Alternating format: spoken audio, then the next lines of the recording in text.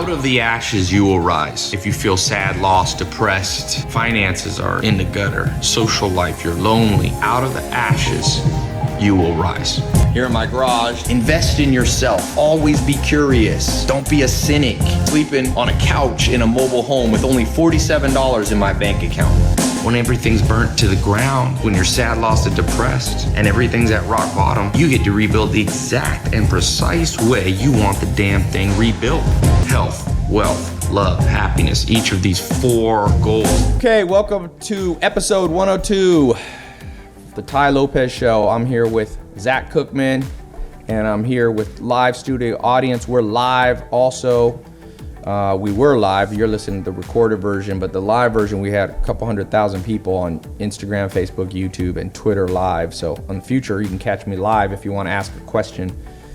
We've been doing some giveaways. My last episode, we just finished recording. We talked about should the rich pay more taxes. We talked about what I think is the only answer to that question.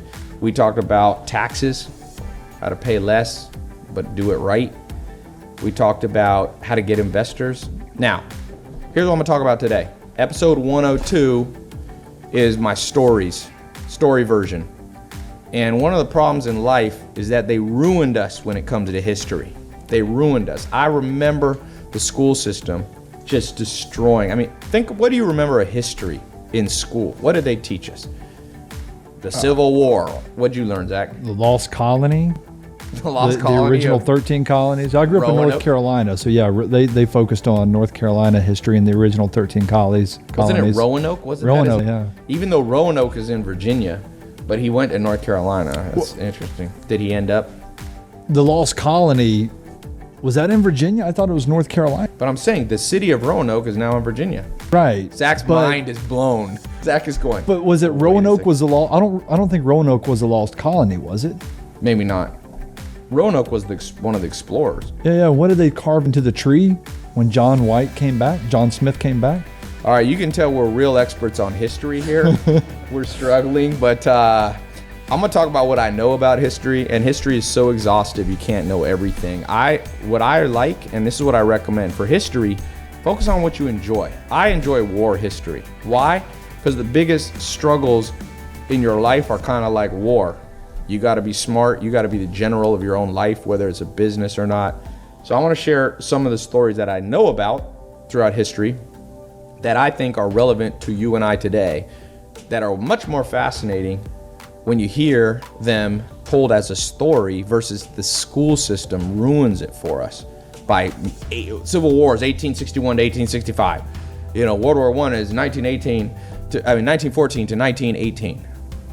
Anybody here? I'll give $100 if you know the day that the World War I ended. It's the year that my grandma was born. She's still alive, 1918. What is the day that it ended? June 1st. June 1st. No, that's closer to D-Day for World War II. There you go. Eddie's heard me talk on this. November 11th. I'll tell you first story. And this is an ethical dilemma. I'm going to ask you guys your opinion on, was this the right thing to do? Because someone lost their life, probably needlessly. So the way World War I started in 1914, it's probably the most important war in history, or at least modern history. We don't realize that because they don't teach much about it in school for some reason. World War I caused a man to get pissed off at the end of it. His name was Adolf Hitler. He vowed that one day he would get his revenge. Almost 20 years later, exactly, not quite 20 years, he started World War II. What happened at the end of World War II? We dropped nuclear bombs on Japan. What did that do? That freaked out Russia. What did Russia then do? Start stockpiling nuclear weapons. What did that cause? Something called the Cold War. What did that cause? The Korean War, which we may end up back in now. The reason, and I want to just say this, that I'm doing this podcast episode, I was just listening to Ray Dalio, one of the richest men in history. I think he's worth over $20 billion. He manages hundreds of billions of dollars in a hedge fund that he has. He says the way he figured out how to make so much money, history repeats itself.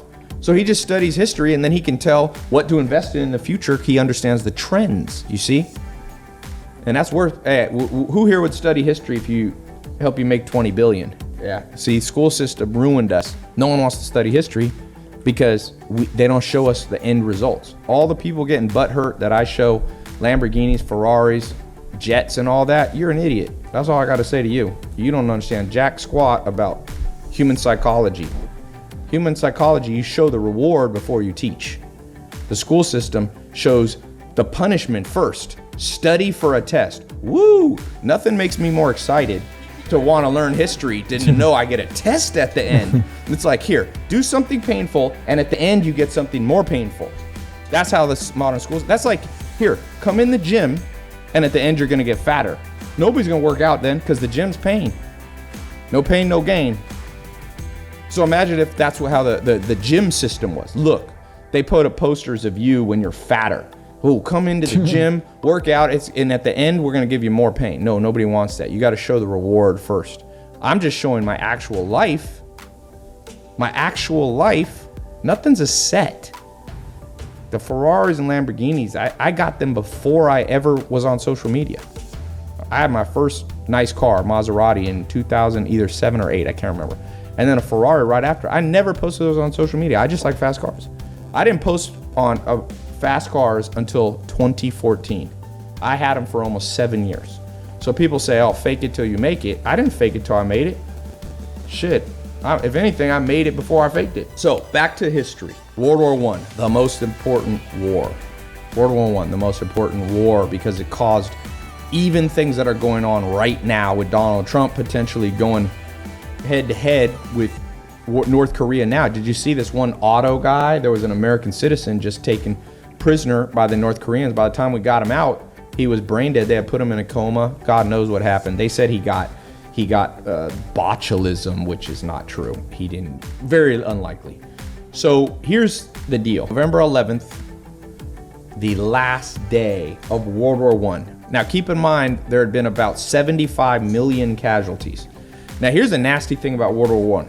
If you were a soldier, for every 4 soldiers, 3 of them got killed or injured. How'd you like those odds? All right, guys, there's 20 of us. 15 of us ain't making it. Or we're gonna lose a part of our face, we're gonna lose a leg, we're gonna be horribly disfigured. Well, World War I finally comes to an end. There was what's called an armistice, which is basically we surrender. Germany finally signed an armistice. And they did it before November 11th, 1918. And it was for November 11th at 11 in the morning. All people were supposed to stop firing guns until November 11th. But they came to this armistice a little under a week before that. So first they signed it and then said, 3 or 4 days from now, it goes in effect. There was still army generals forcing their men to attack, even though the war was over, but it wasn't technically over. So here's my question to you, an ethical question to you. What do you do in this situation? There was an American, doesn't this screw on? No? There was an American soldier, the last person to die, the last American to die. He died at 10:59. His commanding officer told him, charge, 5 minutes before the war was over. What would you have done in that situation? Just keep in mind, if you directly disobey an army officer, your commanding officer, number 1, you're breaking your vow to follow the rules. Number 2, you could be shot back then. They didn't do it often, but occasionally they would shoot people who disobeyed direct orders. Number 3, you could get away with it. But this dude died. Would you, I'm gonna do an informal poll. What would you have done in that situation? Zach. Well, did the general and the soldier both know that it was to end at 11? Everybody knew. Then I would have said, take a hike to the general. But those generals said, it's not over yet. We know it's over, but we still fight. So you would have not done it. No, and I think the general would have been, he could have been like if he tried to, well, I don't know. If he said they're going to shoot me. The point is, he was a dick. Yeah, I mean, I wouldn't have. So you wouldn't have listened to him. I would have pretended to charge, and then when he's not looking, I'd turn the corner. I'd go around somewhere, or I'd trip. Zach would fall, pretend he got shot. Okay, we know a lot about Zach from this question. Armin, raise your hand here if you would have charged. Would anybody have charged out of duty? Duty. 4 people would have charged. Otherwise, it's chaos. Everyone does whatever they want to do. Who says they would not have charged? Definitely not have charged. I'm putting my hand up. I'm like, put me in jail, bro. This thing's over. Put me in Leavenworth. But how do you know? Because they signed an armistice. I would have made the argument it's the spirit. We adhere to the spirit of the law, not the letter of the law in that situation. We know it's not literally over, but somebody's on an ego stroke. Never do what, or never ask, what is it? Never ask people to do something you yourself are not willing to do. And if that general was sitting up there saying charge with 5 minutes to go, no. All right, so here's the practical lesson in life that I take from this. It's not what you think. Here's the practical lesson that if you understand history, you'll know this will help you make money. There are complete idiots, and you already know this if you're alive on planet Earth, but this will just drive the point home. There are horrific people that you can work for in this world. And everybody, even when you're an entrepreneur, you got somebody who's your boss. You got an employee. I mean, you have your customers. They boss you around, they pay you. So you have to know, I think, what Joel Salatin, my first mentor, told me. I was 19 years old. I was there on his farm. He taught me about business, and he would have customers come to the farm to buy chicken and eggs, fresh, like organic type stuff. And one time somebody came and they were just rude. And Joel just said, get out. And some people, you'll learn in business that they say the customer is always right. That's what Walmart, Sam Walton invented that saying. And Joel said, I do not believe that. Why is the customer always right? He said, if somebody's an asshole, he doesn't swear, he's a religious guy, but he said, if somebody's a jerk, I don't care how much money they have, get out. And I a little bit run my business that way.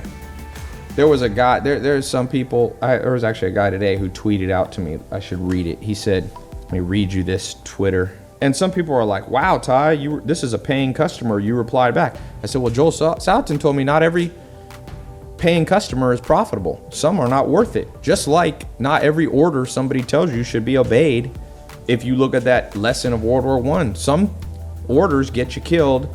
Anyway, I can't know if I can, actually I know how I can find it. I put it on my Snapchat too. I think, is the internet working in here very well? So this is what I said to this guy. He said, I just bought Ty's 67 steps. So far, there's no practical advice on how to actually make money. And I said, his name is Kickoff90 on Twitter. I said, first off, I can see why you're not successful. You don't pay attention. 67 steps is about mindset. It's not about making money, okay? And I said, I have 130,000 happy paying customers though. So you can see there's one guy, when you guys start a business, if you have 130,000 happy people and you get one idiot, don't worry about it. Now, if you get 130,000 angry customers and one happy one, then you have a problem. But then he wrote back, because these things tend to go on and on. He said, actually, it's still on my Twitter, but he said, wait, Ty, you said these are the 67 steps you used to become a millionaire. I said, yes. Think about Scarface. Scarface said, first you get the what? The money. Then you get the power. Then you get the woman. He had a progression. You could believe it or not, but that's what Al Pacino said in Scarface. I don't know if it's true, but that's what Scarface said. So what I told this guy, I said, first you get the mindset, then you launch the business, then you get the money. See, the 67 steps did help me make $1 million or much more than that.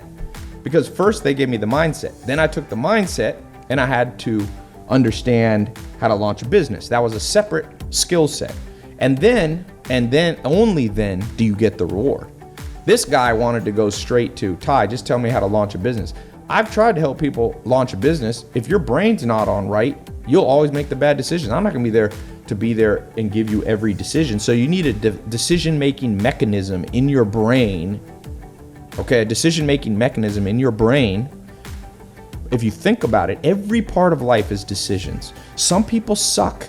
In fact, scientists have devised a scale called the Hexaco scale, which is 25 human personality attributes. It's way more accurate than Myers-Briggs bullshit. I know all about Myers-Briggs. I just went to a damn certification. It's not that accurate. I'm an ENTP. It's about 10% accurate.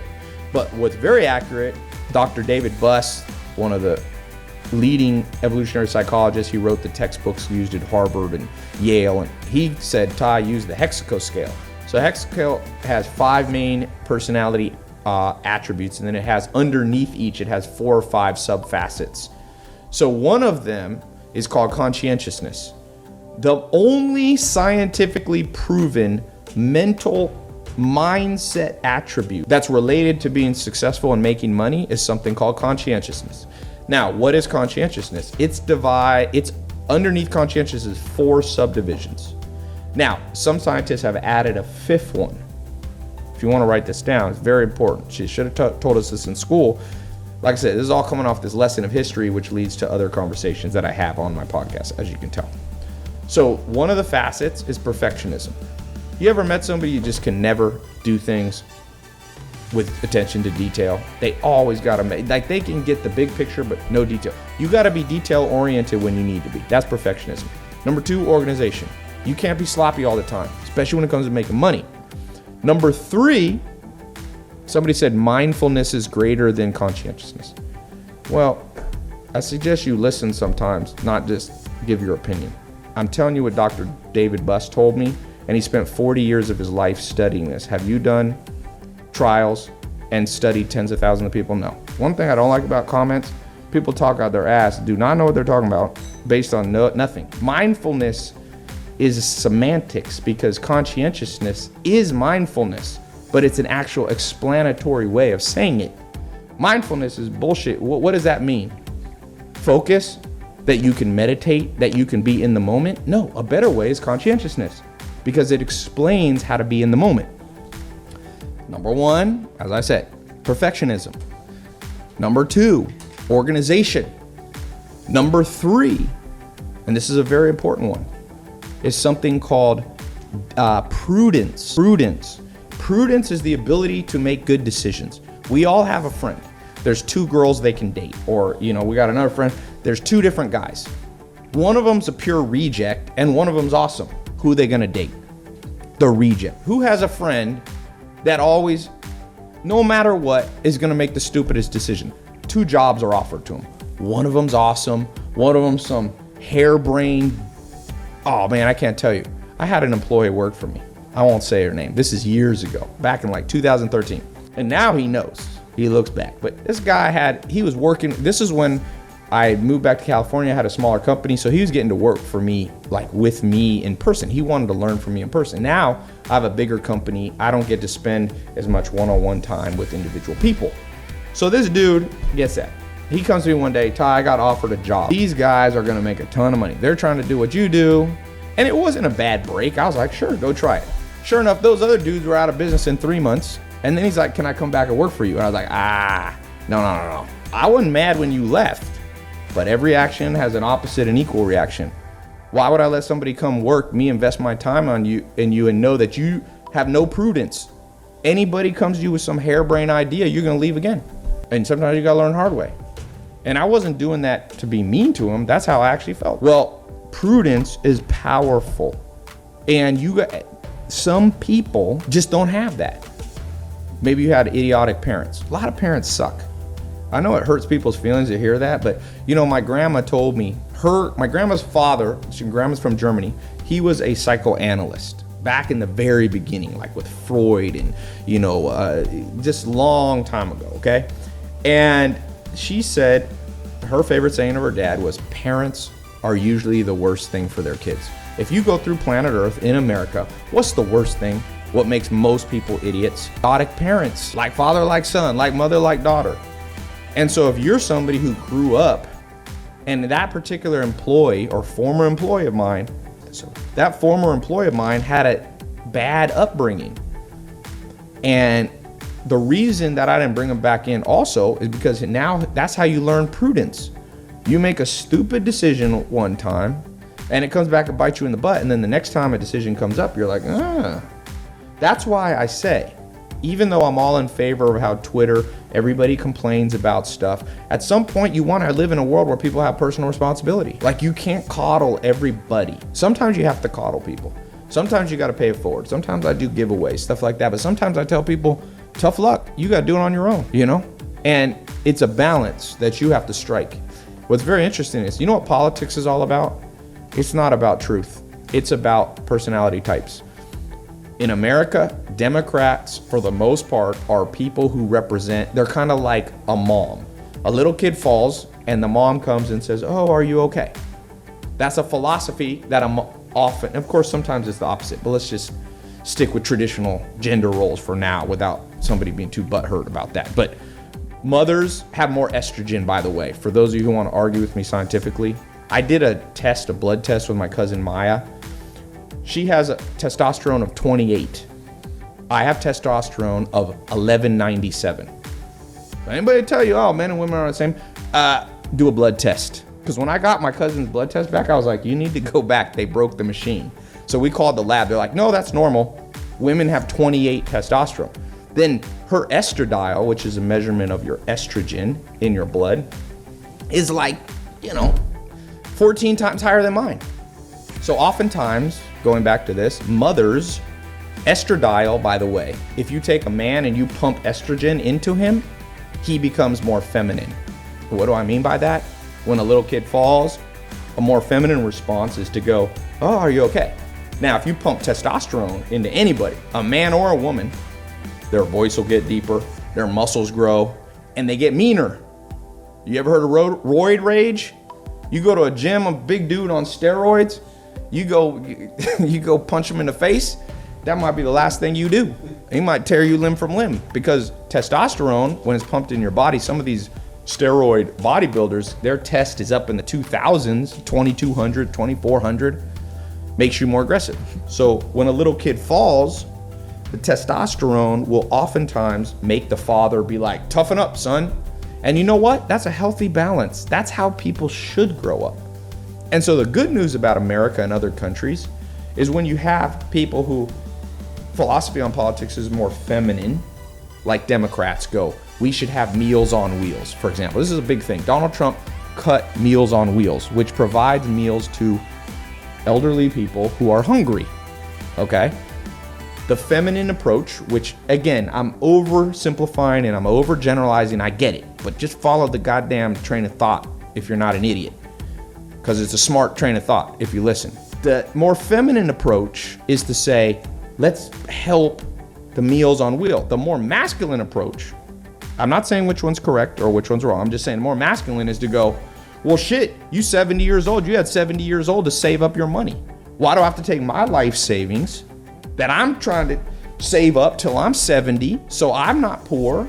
Why do I have to give it to you in form of taxes? And you know what? I see both sides of the equation. Because when you're smart, you see both sides of the equation. When you're an idiot, you go, no, only Democrats are right. And that's why we have gridlock in Washington. And that's why people can't talk, because people are dumb and you can't fix stupid. The answer for where politics comes from is rooted in personality types and things like masculinity, femininity. Not necessarily, there are some women who are very masculine, some men who are very feminine.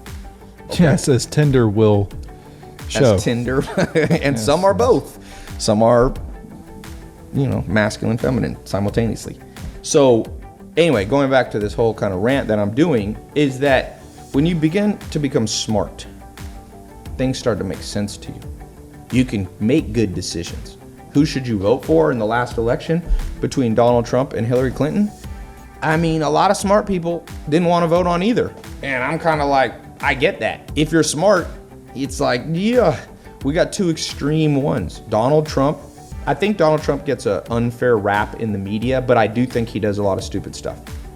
I mean, if you have a brain, sometimes Donald Trump does stupid stuff, and more often than not. But you also know that Hillary Clinton was a disaster in many ways. And so when you're smart, you start seeing through the lies. It's like the Matrix. You start you're taking a different pill than the rest of the world. You start to understand what's going on in the world. And that allows you, going back to this guy who tweeted to me talking about the 67 steps, that's what the 67 steps was about. It was about how to understand life. And once you understand life, then you start understanding politics. You start understanding business. You start understanding how to make money. You start understanding who to be around you and who to keep away from you and things like that. So it's time for a break. We're talking about the lessons of history, how you can apply them to success today, remember Ray Dalio, worth $20 billion. Says his secret to making money? Easy. He just knows that history repeats itself, so he studies history and he knows what to invest in. It's like technology. Technology is cyclical. It's not cyclical, Zach. People aren't using buggies anymore, unless they're Amish. Is fashion cyclical? You got your bell bottoms? Fashion actually is cyclical. Yeah. It's not that cyclical. People ain't wearing Victorian dresses hoop dresses from the 1700s. Did you know a common cause of death in the I think it was the 17 or 1800s? Joel Salton just told me this last time I was out there. Trampled by horses. No, women would have those huge hoop dresses, and they would be near a fireplace, and they would just be like la la la, dancing around, and then it would catch on fire, and it was so hard to take off that by the time they got off, they were burnt to a crisp. That's what quickly changed fashion. So that fashion is not cyclical. So with this man bun fashion, the moral of the story is I should walk around and light them on fire so that guys will stop with this whole acorn haircut thing they got going. It'll change the trajectory. So I got a question for you on you critiquing other people's fashion. Zach, who is one of your idols in comedy? I'll say Norm Macdonald. He wrote a show you like called Seinfeld. Oh, Jerry Seinfeld, yes. And who else wrote Larry the show? David. Larry David. What does Larry David say about people like you who wear sunglasses inside? He says only two types of people wear sunglasses inside: blind people and assholes. So you're not blind, right? No. So what does that make you? I was actually voted. It's funny. I was voted in high school as most likely to be an asshole. Really? No, but they're prescription. I need them. Let me tell you the true sensitive story. to light. Before we get into history, I want to talk about just a history of about 2 weeks ago. So 2 weeks ago, we're talking about prudence and good decision. Zach's been my friend since I was 14, and so we go to the NBA final game. What was it? 5 we went to, Armin? 4. We go to game 4. We got seats. I got seats, 2 sets. One behind LeBron James, one behind Steph Curry in Golden State. We fly out to Cleveland. We get out there to Cleveland. Zach comes along because Zach likes basketball. So we get out there, get in the night before. Next day we wake up. Boy, it's going to be a good game. Zach goes, I'm going to watch the game, and then I got to head back. I got some people visiting me in Los Angeles. Okay, so we got him a flight to go home the day after the game. So the game comes, boom. We thought it might be the final game. It might be a sweep. Golden State, the first team in history to sweep through the NBA Finals. But no, Golden State went nuts. They hit more. They had 40, was it 49 Cleveland went nuts. 49 or 50 points. 49 in the first 49. Quarter. In fact, my snaps got on the Snap story. I got 6 million views on my Snapchat because it was me behind the bench going. And then right when I was recording, who was it? It was it was David West from Golden State, big ass, stood up in front of me. And so you couldn't see, I'm filming this big 6 foot, what is he, 6'9"? And JaVale, they both. And JaVale McGee, they stood up. Anyway, so we're on the Snap story. One of my snaps got 2 or 3 million. There was 3 of them got on the official Snap story. It was like 6 to 9 million views. So it was a good game when Golden State loses and it's going back. So next day, I wake up and Zach had already headed back to LA. We were continuing on to New York City. So I get a text from Maya, my cousin who was with us. She's like, Zach missed his flight. Oh, okay. He missed his flight. Okay, that's not a big deal. You catch another flight. Get another text a few minutes later. Zach's on a train. He missed the flight and took a 55-hour train instead of just getting another flight. Not because he wanted to go on a train, but because Zach thought that he couldn't get on another plane because he had lost his ID. But when you have good prudence, as we were talking about, decision-making ability, you don't get stopped at the first obstacle. You know that if you lose your ID, you can tell them you lost your ID. They'll do a secondary way of screening you. Literally, the TSA will check your Facebook. And Zach looks all American. Let's just face it here. And we know the TSA is probably a little bit racist, just to be honest. Okay, Zach's the whitest man in America. That's why I grow out my Taliban beard to You have a red beard. Balance it. You have a red beard. They're never thinking you are ISIS. So instead of Zach And by the way, his train ride he booked it last minute, so they didn't have a sleeper. So he got to sit up straight like this for 55 No, they hours. lean back. It leans back. It leans back. It's like an airplane. He got to lean back. He's having neck problems at the end. He lands in LA. Time my neck doesn't feel good. Well, 55 hours. I got a on train. hemorrhoid. One of my favorite stories, not to belabor this point, but this is funny. Zach is afraid of airplanes. I've helped any of you who have. Well, not specific. Like I don't see them, and I'm not afraid of an airplane. I don't run if I see one. You're afraid of I don't them like to crashing. fly. Yeah, I don't want to fly. Okay, yes. Thank you for the technical precision. He is not afraid of the machine called an airplane. He's afraid of getting in one and going up in there. So Zach he says to me, this is a few years ago. It was cool. I remember this because I got tickets to the red carpet. We got to see the premiere. What movie was it? Interstellar? Interstellar. This is 2014, I think. December 2014. So Zach goes, I'm going back to Texas for Christmas. I go, okay, you going to fly back? No, I'm going to take the train. Why? I'm afraid of a plane. First of all, probably more people die in a train than a plane. Because have you ever seen the people on a train? These are mass murderers and on a Greyhound bus. So Zach has to leave early. You didn't even get to mass murderers. Remember on the Greyhound bus? A are guy mass- chopped on a Greyhound bus a few years ago. I used to live with the Amish when I was young, and they don't take airplanes, so they would take the bus. A guy started chopping people's heads off in a Greyhound bus. Which is why I don't take Greyhound. I do the train. The Amtrak. Amish, the Amish live a very sheltered life. They're awesome people in my experience. And the Amish, Poor Amish. They their board a experience, bus. their experience of non-Amish people is Greyhound bus people. So a lot of people go, do the Amish kids grow up and want to leave the Amish? I'm like, no, they go on a Greyhound bus and they look around, people chopping motherfucking heads off and all this stuff. But anyway, so Zach, didn't you have to leave early? You didn't get to see the whole Interstellar. Right. So he misses. We're in there with only the media seeing Interstellar. Zach takes the train. During the movie, I get a text. And I'm like, what is it? Or right after the movie, I think it was. He goes, Ty, I think I might have made a mistake. And it's a picture of a man with no shirt on, no pants on, about 300 pounds overweight, sweating, and literally had his man boobs, and he's sitting next to Zach and had taken, it was hot apparently in the train. So my boy took all his clothes off, and Zach got to spend, how did he smell, Zach? And then did he smell not only good? that, so his shirt was off, and he proceeded to eat 2 cheeseburgers and a pizza, all by himself.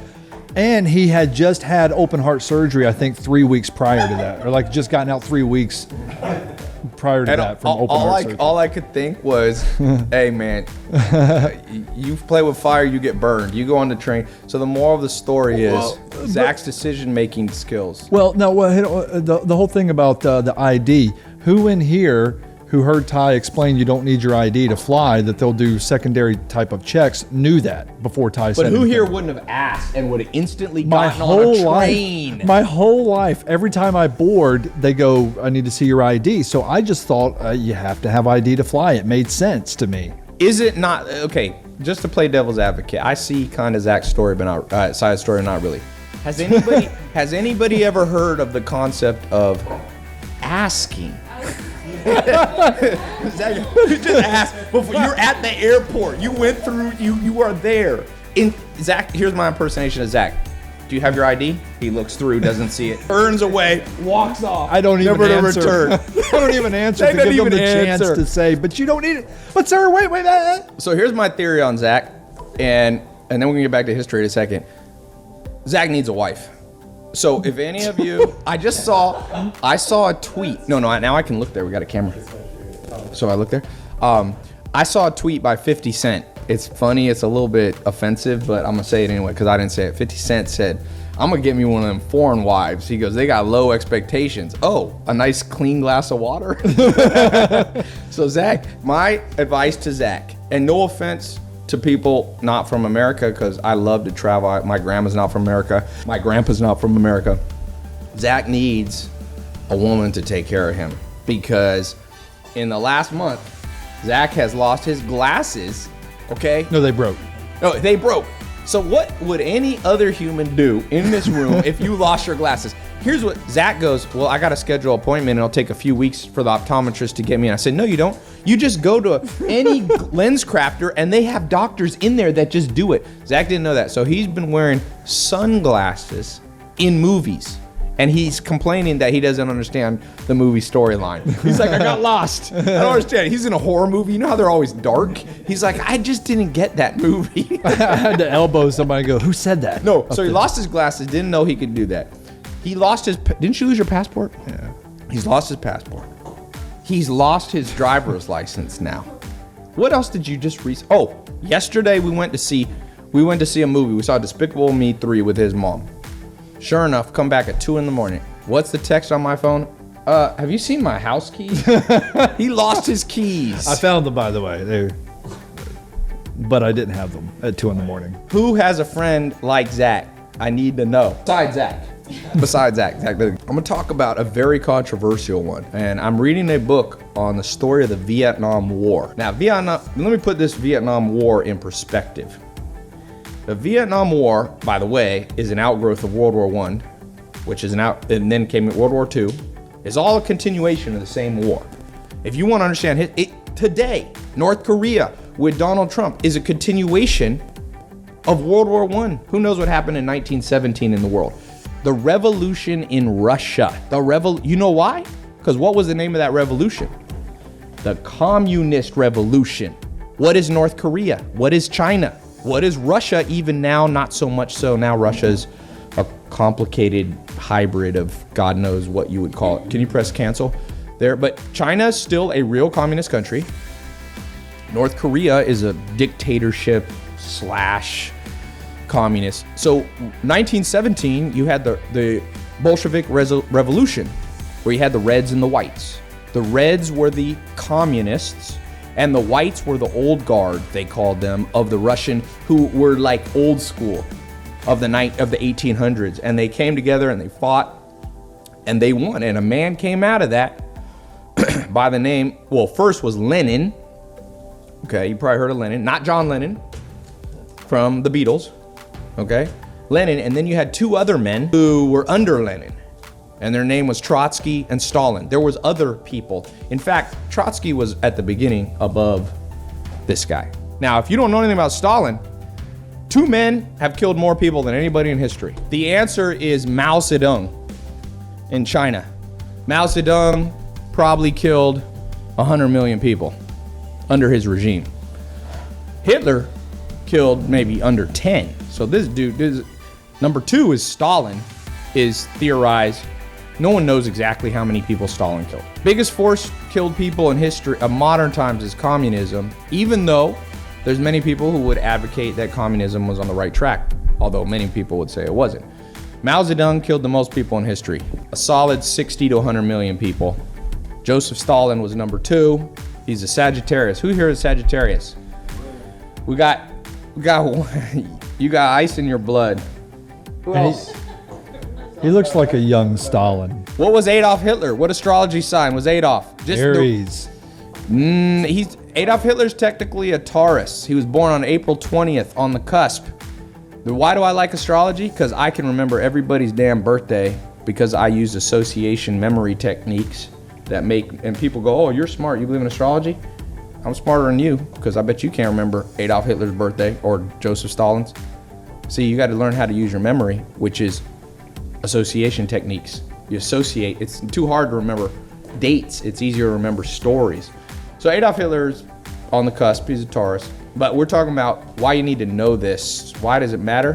What they should have taught us in school is how to use history to your advantage to be able to tell the future so you can make more money and not make so many mistakes. Ray Dalio, $20 billion net worth. How does he pick what he invests in? He says, I study history. So I'm reading his book about Vietnam. And by the way, that's the byproduct of what happened in 1917. Bolshevik Revolution starts. Guess what? 50 years later, 1967, the late 60s and the early 70s, America is in this conflict with Vietnam. Now, tell me if you knew this. Why did America not go full crazy ass on Vietnam and drop more bombs? America dropped more bombs on Vietnam than all of World War II that we dropped on all Germany and all the Pacific Theater, Japan, everything. Why didn't we drop even more? And China didn't want people on their border, so Russia was somewhat back. Russia supplied the arms. So here's what happened. The Viet Cong, which was northern Vietnam, they said, guess what we're about to do? We're gonna surprise the Americans. On the day of the Tet Offensive, which is a big holiday for the Vietnamese, we will attack every single city simultaneously, every American base from within. They smuggled arms in, and guess what? That Tet Offensive was nasty, and it basically got America out of there. And the interesting thing about this book, oh yeah, let me try to find the book here. It's called, if you want to read it, this is only for people really into history. Can you guys scroll through my Snapchat and see if you find it? It's one of a couple books. This one's kind of dying. You could just go on my Snap story and find it. It's from the other side of the story. And one thing that's hard to do, and it's the mark of an intelligent person, is to be able to see both sides of the story. Why do I hate politics? Because everyone who likes Donald Trump only argues Donald Trump's side of the story. Everybody who loves Hillary Clinton, Democrats, Bernie Sanders, they're so small-minded, they can't expand their mind and see the other side of the story. And Charlie Munger, one of the guys I look up to, the billionaire business partner, and Bill Gates says he's the smartest person he's ever met. He says you're not allowed to take a position in an argument until you can argue the other side better than they can. See, if you want to be a badass, you be able to argue the Donald Trump side better than the Trump fans can. And if you're a Hillary Clinton or Democrat or Bernie Sanders fan, you should be able to argue. I'm sorry, if you're a Trump fan, you should be able to argue for Bernie Sanders or Hillary.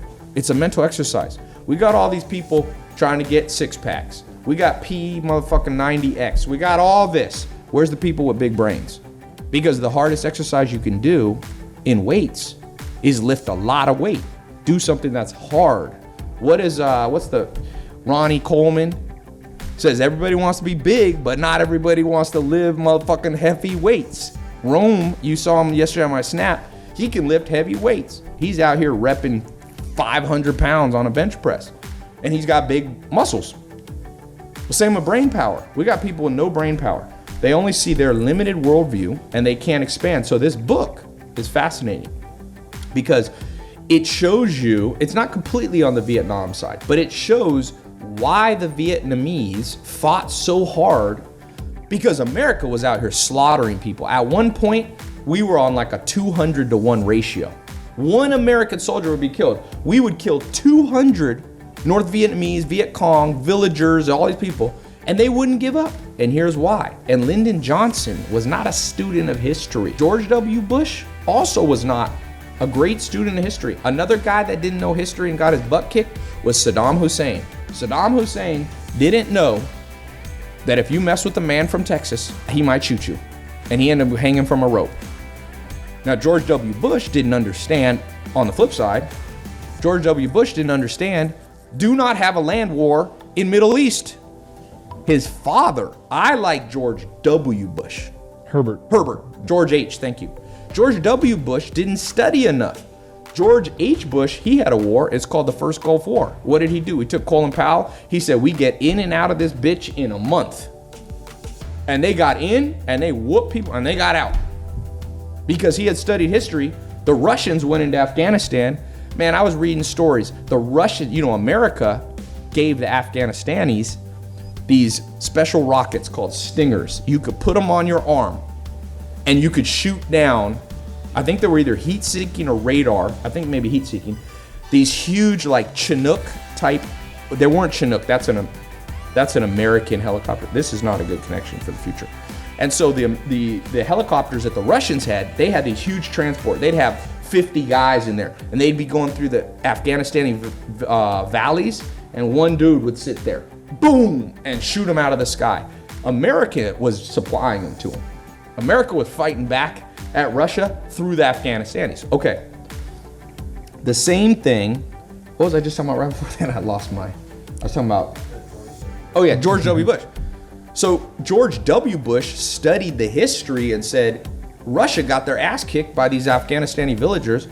America didn't get the memo. And I don't mean to discredit any of the veterans and people who have lost their lives, because you were following orders and you were doing what was best, you know, and I salute that. I salute the troops. But I also know that presidents got to make good decisions, because if not, a lot of people die.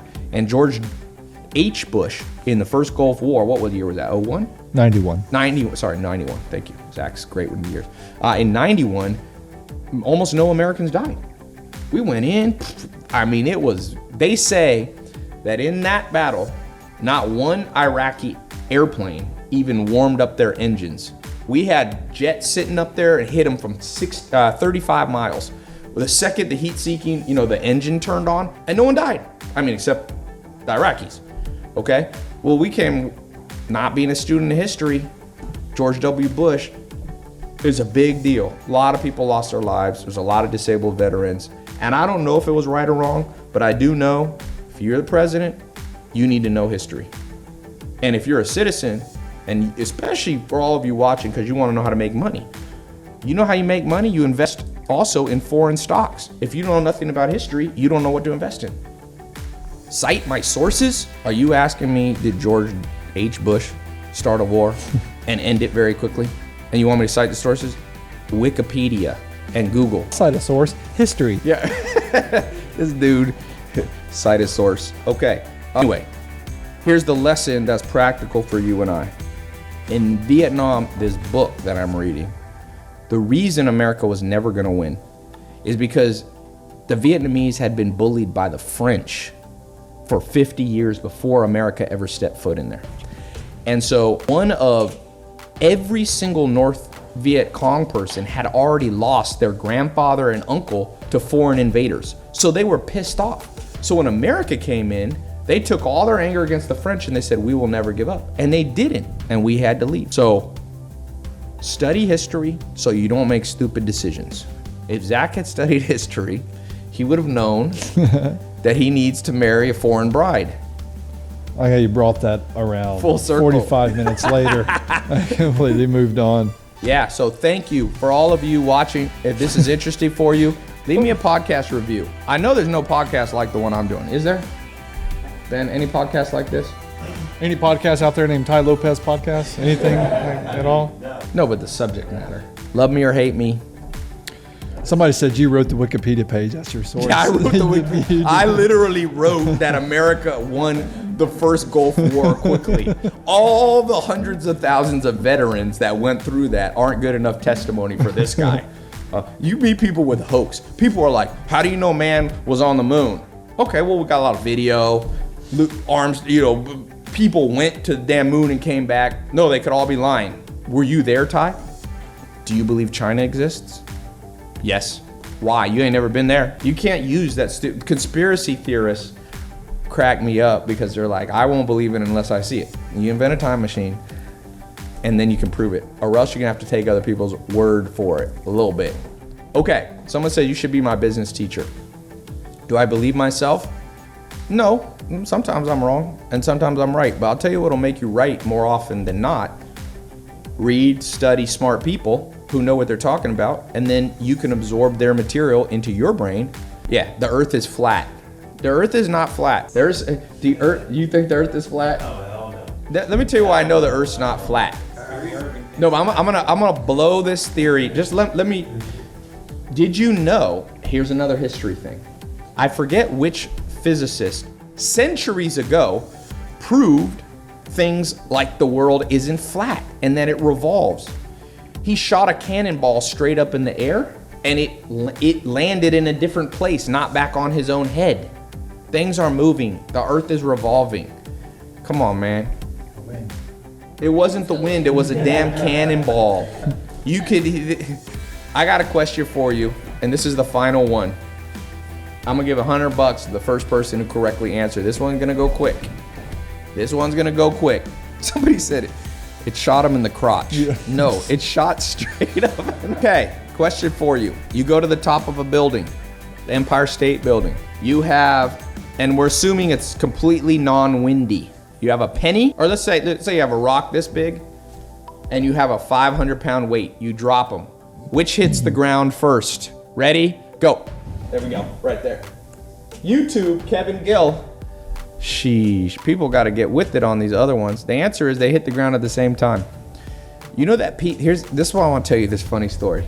Did you know people argued over that and were going to hang people? This is like in the and then one guy just did it. But he could have done it.